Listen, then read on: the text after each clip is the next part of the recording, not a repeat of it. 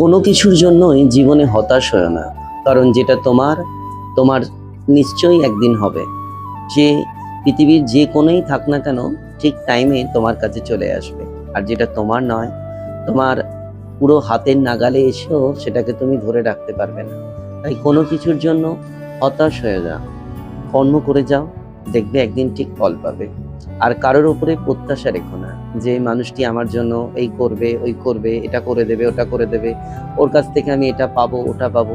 না, আমি নিজে কি করব, এটাই আমার কাছে প্রত্যাশা, যে আমার নিজের কাছে নিজের প্রত্যাশা। এটা যদি করে থাকেন আর সময়ের জন্য অপেক্ষা করে যদি থাকেন, তাহলে দেখবেন ঠিক পাবেন। বুঝতে পেরেছেন? যেসব মানুষগুলো আজকের আপনাকে দেখে হাসছে বা আপনাকে দেখে মনে করছে যে কিছু হবে না, কালকে সেই সব মানুষগুলোই আপনাকে দেখে দেখবেন বাহবা দেবে।